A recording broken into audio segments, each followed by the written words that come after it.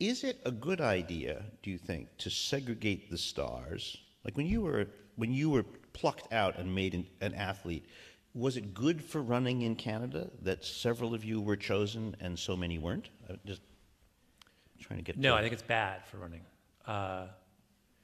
It is bad. I actually have become, in thinking about this kind of problem, an implacable foe of any kind of streaming in any form. It is wrong to segregate out the best at an early age, because at an early age you don't know who the best is. You think you do, but you don't.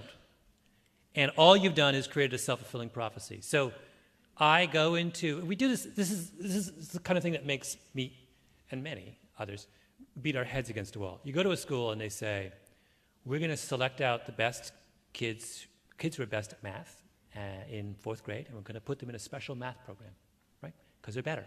Now, what is the special math program? Well, it's math taught by better teachers that's more interesting and challenging. So what happens to those kids? Well, they're better at math. So we say, look how good this program is. We've selected out the best math kids, and lo and behold, look at them. They're the best. Well, of course they're the best. You put them in the best program. Like, do a real experiment and tell me if that works. Like, randomly put kids into special programs and see if they're the best. And as it turns out, if you do that, in fact, there's this lovely case a couple years ago where in the city of Rochester, the school board screwed up people, and they inadvertently put a bunch of kids who had not passed their special test into an advanced math program. And of course, this being Rochester, the mistake was not discovered for many years. And they discovered, lo and behold, the kids were just as good. I mean, of course they were. They had great teachers and challenging, and everyone told them they were good at math. You can imagine the surprise on their parents' face when little Johnny, who's just released from, juvie, comes home and Mom, I'm in advanced, math now. So the lesson here is not to segregate and to what? To be as inclusive? I mean, one of the little phrases you seem to like is something called the selection effect or the treatment effect. So a selection effect is if I'm running a modeling agency, I'm only going to get beautiful women to come in here, particularly if they photograph. So they have to be beautiful for start. But if I'm running the Marines, I'm going to take people and make them into Marines. Yeah. So you're a treatment guy. Not you want to globally change things if you can.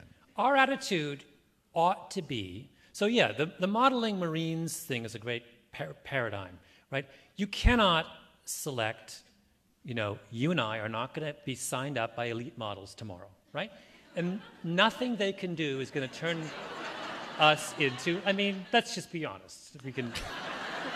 We have other strengths, as my mother used to say.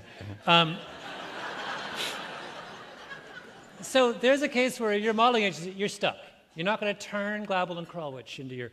So you go for the people who have got great bone structure and are 6'3" and whatever. But the Marines, no, they have confidence that they can take anyone who is able-bodied and willing and make them into a good soldier, right? Now, I think that as we have inadvertently started to run our educational system like a modeling agency, and since when is all I have to say. Like, that's not just wrong, it's immoral. You can't do that with individuals. You have to have as your founding premise, if you're going to run any sort of institution that is directed towards the development of human potential, that a proper institutional context can bring out that potential in whoever you choose.